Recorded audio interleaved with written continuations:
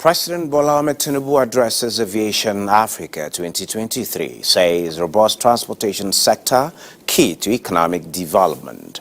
Federal government meets UNICEF on wash funding gap and open defecation free target.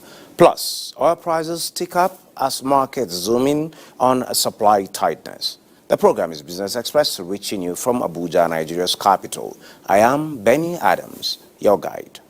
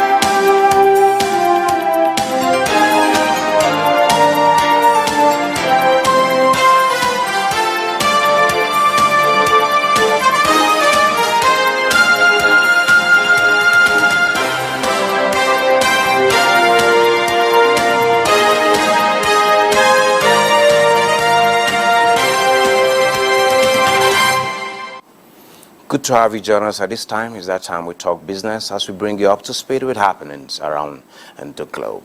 We start with the story that a robust transportation sector is no doubt key to economic development, and no wonder Nigeria is in a hurry to become the aviation hub of Africa through improvement of air transportation infrastructure. This assurance Aviation Minister gave when he delivered President Tinubu's message at this year's African Aviation Summit and exhibition in Abuja. Aliu Kabir reports that genuine partnerships with critical stakeholders is on the table. The 7th Annual Aviation African Summit provided an opportunity for all the critical stakeholders in the sector from across the continent and beyond to brainstorm on the way forward and to address all forms of challenges in the African aviation sector. Conveying the message of President Bola Tinubu, the Minister of Aviation and Aerospace Development, Festus Keyamo, underscored the importance of a huge investment in the Nigerian aviation industry, saying the government is fully committed for partnership. Areas of concern, he added, include upgrading the facilities and other infrastructure, aircraft maintenance, and the total overhauling, as well as forex availability, among others. These are the areas we're looking at. Upgrading our infrastructure. For emphasis or elaboration, this includes upgrading the CAT-3 landing system at major airports, construction of the second runway in Abuja, which is about to commence right now, airport improvement programs through concession, and government willingness to partner with companies to turn major airports into aerotropolis. We have almost 1,500 participants that have registered from 92 countries. I dare say there are very few events that we have that many countries that have participated in an event in Nigeria. So we're showcasing the Nigerian and land with the declaration of the government to make Nigerian aviation the centerpiece of African aviation, so that we can take our rightful place as the #1 country of aviation in Africa. The Egyptian Minister of Aviation, Lieutenant General Mohammed Abbas, alongside other critical stakeholders from the International Air Transport Association, IATA, African Civil Aviation Commission of CAC, African Airline Association, AFRA, among others, reaffirmed their determination to work in synergy towards developing the global aviation system, focusing attention on the African continent, taking into cognizance its vast potentials. At the exhibition, the minister inspected various pavilions of the global air carriers and the stands of other key players of the industry. In Abuja, Aliu Kabir. And the federal government, United Nations Children's Fund, that is UNICEF, are discussing modalities to meet the identified funding gap of $9.2 billion in Nigeria's water sanitation and hygiene sector and end open defecation by 2025. This was part of the agenda as Minister of Water Resources and Sanitation, Professor Joseph Yustef, and Minister of State Water Resources and Sanitation, Bello Goroyo, received an audience from UNICEF officials in Abuja. Oluseyi Adiagbo has the details. At the end of January 2023, only 74 out of the 774 local government areas in Nigeria have been certified open defecation-free. Slow pace, no doubt, with just about 2 years left to the target year of Nigeria being an open defecation-free nation. In UNICEF reports, 1 out of every 3 people does not have access to safe, clean drinking water, and 37% of children at the national level are suffering from stunting, an irreversible condition which signals a future of human capital deficit. How can we learn from states like Jigawa and really inspire and motivate other states? And as we work for children, we cannot divide the children. Children requires all kinds of support. And that's where we want to have more integrated approach. The leadership of the ministry is now in the vanguard of championing the water sector to achieve the desired results. When we are talking about economic growth, we cannot leave out the issue of health. And we cannot actually achieve good health 100% without mentioning water and sanitation. And these are the areas that UNICEF have come in and are contributing positively. The ministers expressed readiness to work with relevant actors not only to help achieve national water targets, but also the SDG goal 6 of clean water and sanitation for all by 2030. In Abuja, Oluseyi Adiagbo. Now, let's revisit Africa's first climate summit in Kenya, which ended with the 2023 Nairobi Declaration that intends to propel the African agenda of developing the renewable energy sector. Charles Alpha reports that a $23 billion commitment has been made for green growth and mitigation efforts across Africa. With the climate summit over, there is a new Africa on the horizon. Leaders can go home satisfied knowing that Africa can define its own destiny, a sustained future and global opportunities for renewable energy and biodiversity. The unification of their voices to push on agenda for climate justice and adaptation. This means they are ready to do more serious business, to represent people of the continent and the whole of humanity. The 3-day summit has come to an end, but not without a strong statement, and that is the 2023 Nairobi Declaration. The declaration points out Africa's position on climate change, climate solutions and financing, and how it intends to tackle the impact. It seeks to leverage on the South-South trade, investment and technological know-how to address the climate emergency. It calls on international community to help achieve that goal by easing the continent's crushing debt burden and reforming the global financial system to unblock investment. The African Union will work out a roadmap for this declaration. Green energy potential is going to define the future of global opportunity for unprecedented prosperity and a new paradigm of industrialization that respects the environment and supports our planet's capacity to sustain biodiversity. $23 billion has been promised by both governments and European countries, United Arab Emirates, the EU, and the private sector. Let us give them a round of applause, ladies and gentlemen. As African leaders at the summit make their way out through the doors of the Kenyatta International Conference Center, Kenya, their minds will be fixed on results and implementation. By the time they return for another climate summit in 2026, will they be sharing testimonies of breakthroughs? Let's wait and see. Charles Alpha.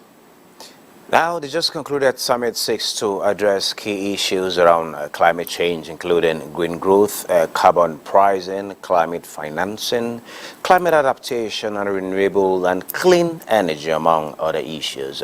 For many African leaders, it was a platform to air their views and champion green growth and climate finance solutions as they called for the continent's green assets to pay off amid unfair debt burden and population growth. To discuss the outcome of the summit and moving forward is the Honorable Minister of State for Environment, Dr. Isiaq Adekunle Adeboye Salako.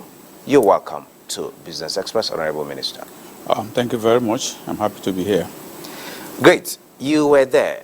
You participated. You took Nigeria's issues to the table, the climate summit in Kenya. Yes, it has ended. The declaration that intends to propel action-oriented framework was also discussed, and that would develop a renewable energy sector. Where is Nigeria in this whole mix? Well, Nigeria is right at the center of it. Like you observe, we participated very actively. Delegation from Nigeria, from government, non-governmental, and businesses. So about 200 people participating at various levels. So Nigeria was clearly at the center in terms of participation.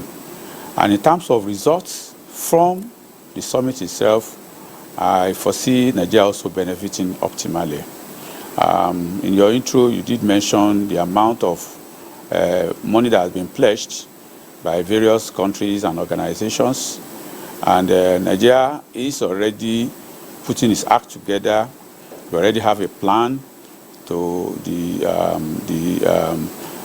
energy transition plan, which is basically to harness resources from far and wide to ensure that we address the energy crisis in terms of energy poverty, and also address some of the challenges with our climate resulting from our use of hazardous energy sources. So we have that plan already, and going forward, we are already in top discussion with a lot of government and organizations, multilateral organizations, to ensure that we are able to harness some of the outcome of that declaration. And going forward to the United Nations General Assembly, we are also going to be reiterating that position to ensure that we remain at the center of it all. Okay, talking about plans and how you also plan to implement them, we have, like I mentioned earlier, a $23 billion commitment for the continent, which is huge. And Nigeria is said to have a potential of producing more than 30 million tons worth of carbon credits annually, at least by 2030, has been estimated, and can generate as much as $500 million per year. What are the obstacles, and how can Nigeria get around this to not just curb the hazard to the environment, but also get gains from the potentials it brings to the table? Well, first is that if you talk about the obstacles, we already have a framework in place. We have the Climate Act. We have, like I said, the Energy Transition Plan. And our nationally determined contribution is also well known. So, in a way, our act is being put together. But going forward, we need more enlightenment in terms of understanding. Then we need a framework to ensure transparency and enforcement. That is one important element that we need to put in place. And of course, we also need to work with especially key African nations that are also very central to achieving some of these things. So that at the end of the, because when you talk about climate issues, it is very difficult to localize it. Climate challenges may occur, and at the end of the day, you see it, for example, when we had the flood issue at the last time, you saw how it started from Cameroon and how it came up to Nigeria, and I'm sure it may also affect other countries bordering Nigeria as a result of that. So we also need to work with other African nations in such a manner that we can harmonize and work in a symbiotic relationship. So the obstacles basically now is putting a framework for enforcement and for ensuring transparency. I believe that as we move along, those are things that we need to work on to ensure that we do that. Okay, as you look forward to these international collaborations gaining fruition, yes, you mentioned you went to Kenya with the private sector. It was not just about a government thing, which is to say experts are actually involved. In the overall, what are the takeaways from this summit for Nigeria? And as you move on with these collaborations, what should we expect aside the framework that is needed for implementation, particularly in enforcement? Well, the key frameworks, one is that the climate financing and green projects offers a good opportunity for Nigeria to implement some of its vision, particularly for this government. You know that President Bola Ahmed Tinubu has an 8-point agenda. And if you look at those 8-point agenda, you will see that at the core of those 8-point agenda, climate action is very important. So one key takeaway is that by transiting to more renewable energy, less polluting energy sources, we have an opportunity to get resources to support some of the activities of government. That is one key takeaway that we're able, and we could also see that if you work in that manner, there are a lot of funds that we can access to fund some of our projects. You know that Nigeria pioneered the issuance of a green bond in Africa, and the first and second time that we issued the bond, it was well subscribed, and we're now in the process of even going to the market again for a third issuance. Those are takeaways that climate action, green financing, green projects offers a good opportunity for us to mobilize resources for some of the vision of the government. And at the end of the day, what we are going to be seeing is that you are going to see Nigeria doing more of those green projects, transiting more from less hazardous energy sources to more environmental friendly sources of energy. We're going to see us using more of our solar resources. You are going to see us transiting more into use of hydropower. You are going to see even use of wind energy in some areas, and more use of our natural gas resources.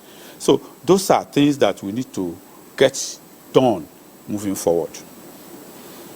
Well, from your summation, plans are already underway and some results are actually trickling in.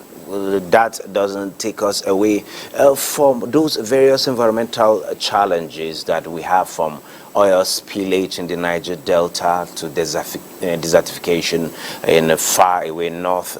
Deforestation is actually everywhere. We have soil retrogression and degradation.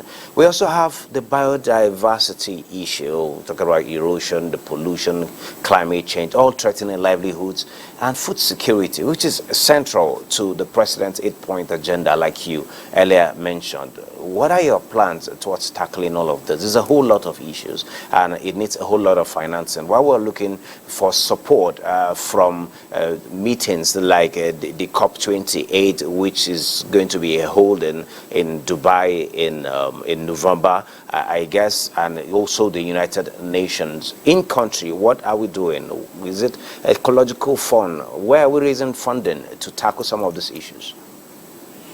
Well, first let me also mention that one major takeaway from Nairobi, which I forgot to mention, is to the effect that the removal of subsidy by the government of President Bola Ahmed Tinubu, we were able to establish from participating in that summit that it is not just an economic decision, it is a survival decision. And you had African countries, African leaders supporting those moves. As a matter of fact, it's one of the key points in the declaration that removal of subsidy from fossil fuel should be encouraged, and it's not something that we should no longer encourage use of subsidy on fossil fuel. So it's one major takeaway which Nigeria can hang on to also support our initiatives in terms of getting funding for our initiatives. In terms of what other areas can we source for? I mentioned earlier on the issue of green bonds. Yeah. And you will see that quite a number of individuals and businesses are interested in subscribing to green bond because climate action has become a global issue that everybody is interested in plugging in. So that is one major area that we can raise a lot of funding for some of our initiatives. And what we are pushing in the environment sector now is to also work with our mother ministries and colleague ministries to ensure that they do a lot of green projects as part of our initiatives. They do projects that use sustainable sources of energy. They do projects that reduce pollution. And when we do that, it helps us to be able to fund it using the Green Bond Initiative. That is one area that we believe that we can use to source a lot of resources to fund our initiatives. Thank you so very much, Honorable Minister. For want of time, we would love to hear much more of the plans, but you've ruled them out, you've reeled them out, and the actions have been taken, action is being taken, and results are trickling in already. We look forward to when you get to come back from the COP28 as well as the United Nations for us to get feedback of what transpired there. Thank you for sharing your thoughts with us at this particular point in time. Thank you very much for having me. Thank you. Moving on, gold inches lower as dollar strengthens, Fed pause hopes, lend support. Let's see how other commodities are trading in the market.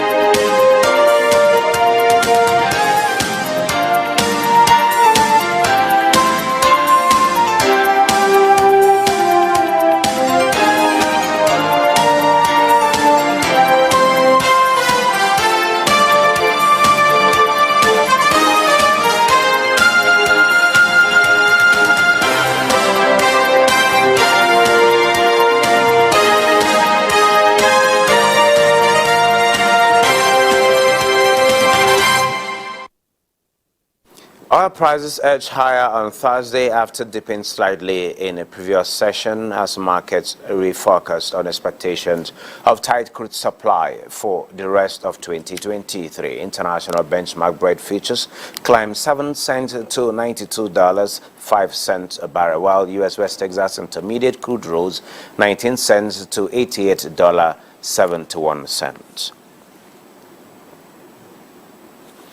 And the impact investing ecosystem in Nigeria is poised for further growth as the federal government has reaffirmed commitments to facilitating favorable investment climate through policy reforms and incentives. Minister of Budget and Economic Planning, Atiku Bagudu, gave the assurance at a meeting with members of the Nigerian National Advisory Board for Impact Investing in his office. Neka Oko has more.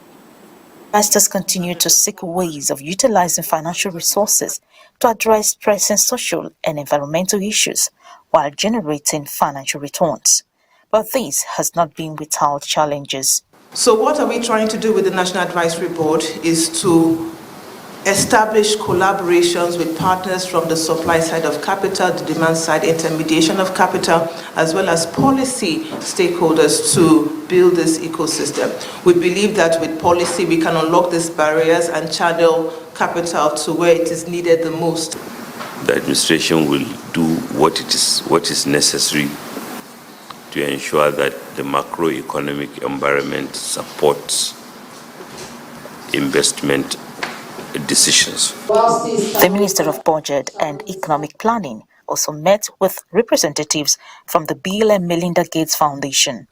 The discussions revolved around collaborations in the areas of healthcare, agriculture, and resource allocation. The ministry stands ready to cooperate promptly with the foundation.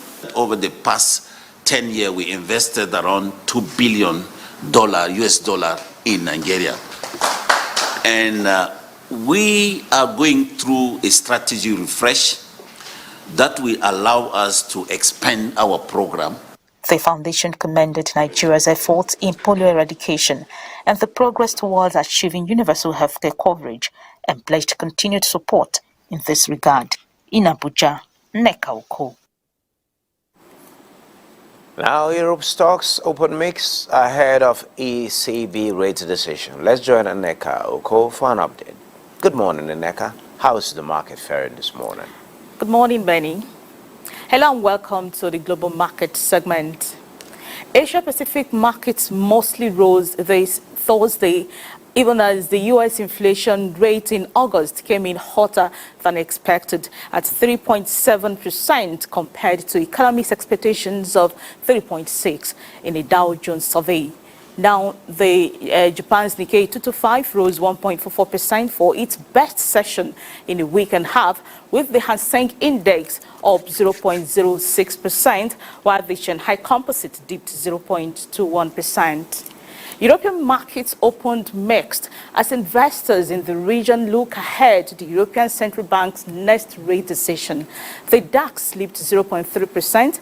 The French CAC also dipped 0.23%, while UK FTSE is up 0.31%. Stock futures in the U.S. climbed early Thursday morning as traders prepared for the August Producer Price Index. Futures tied to the Dow Jones Industrial Average added 0.19%, S&P 500 gained 0.31%, and Nasdaq Composite is up 0.46%. Back home, African markets opened in positive territory, with South Africa's JSE Africa Top 40 already gaining 0.49%. Namibia's overall index is up 0.02%, while figures are still being expected from other stocks. And that's global market review for this morning. It's back to you, Benny. Thank you, Neka.